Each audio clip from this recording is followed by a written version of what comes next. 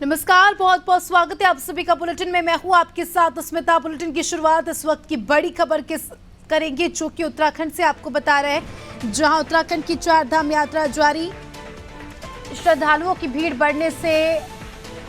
के पहले मिलेगा अलर्ट। पल पल श्रद्धालुओं की संख्या का अपडेट किया जा रहा है। आईआईटी ने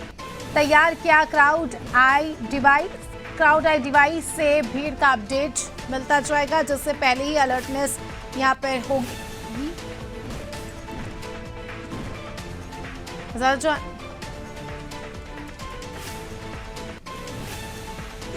ज्यादा जानकारी लेंगे, हमारे सहयोगी सोनू हमारे साथ इस खबर पर जुड़ चुके हैं। सोनू, लगातार हम देख रहे हैं उत्तराखंड में चार धाम यात्रा को लेकर दिन ब दिन श्रद्धालुओं की भीड़ बढ़ती जा रही है और ऐसे में श्रद्धालुओं की भीड़ का रिकॉर्ड रख पाना एक बड़ा चैलेंज है। ऐसे में अब आईआईटी ने एक डिवाइस तैयार किया है, बताया जा रहा है कि क्राउड आई डिवाइस, जिससे जो है श्रद्धालुओं की भीड़ को नापा जाएगा। देखिए स्मिता, जब यात्रा का शुभारंभ हो रहा था उस वक्त ही तमाम जो सरकारी तंत्र के जो अधिकारी हैं, मुख्यमंत्री, जो पर्यटन मंत्री हैं और जो संबंधित विभागों के मंत्री हैं, यानी सरकार, उत्तराखंड सरकार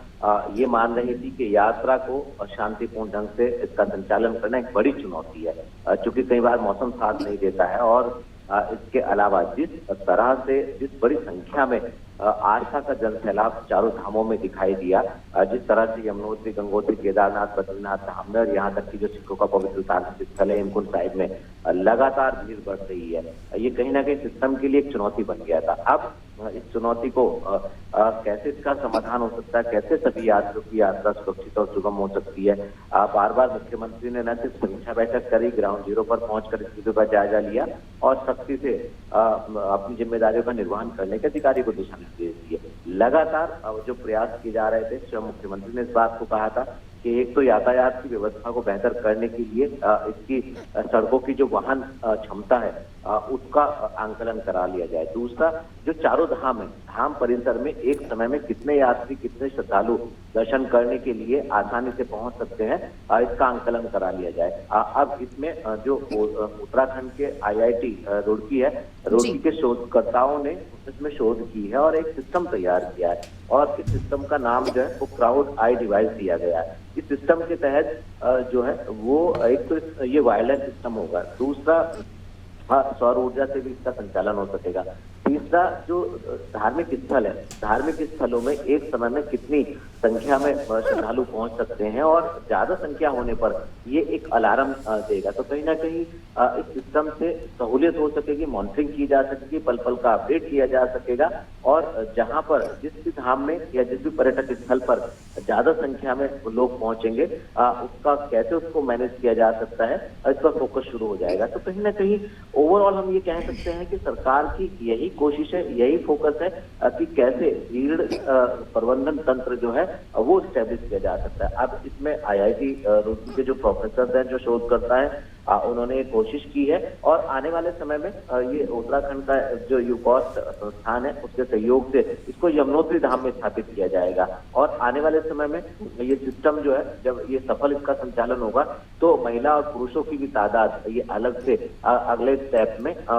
जो काउंट है वो कर सकेगा। तो कहीं ना कहीं कोशिश है, अब देखना होगा शोधकर्ताओं के साथ आईआईटी रुड़की के शोधकर्ताओं ने जो डिवाइस तैयार की है, इसके सहयोग से आने वाले समय में सरकार इस डिवाइस का, सिस्टम का कितना वास्तव में फायदा उठा पाएगी। बिल्कुल सोनू, और ये काफी अच्छा हम कह सकते हैं कि टेक्नोलॉजी का उपयोग होगा, क्योंकि जिस तरह से हम देख रहे हैं लगातार श्रद्धालुओं की भीड़ बढ़ती जा रही है। देखिए, श्रद्धालुओं की भीड़ बढ़ रही है, ये बात तो हम मानेंगे। ऐसे में अगर हम व्यवस्थाओं की बात करें, अब इस तरह के डिवाइस तो लगा दिए जाएंगे, लेकिन उसके पहले अगर हम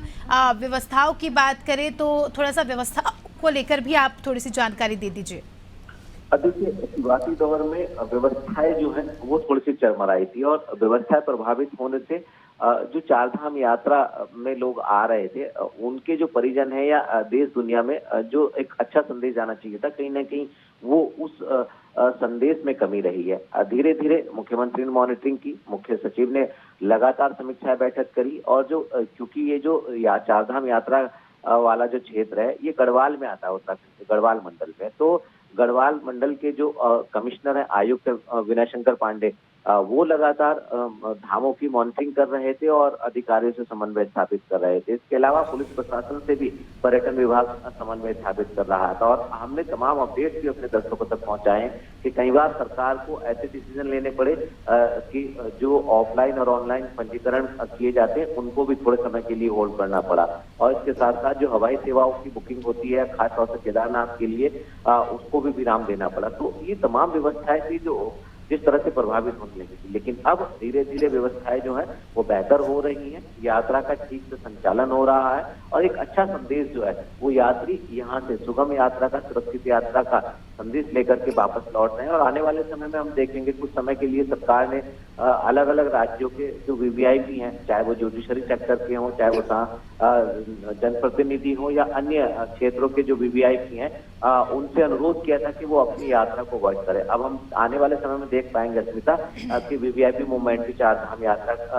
का बढ़ने वाला है। बिल्कुल, बने रहिए हमारे साथ सोनू। जल्द ही आपका रुख करेंगे तो दर्शकों को बता दें कि खबर उत्तराखंड से आपको बताई।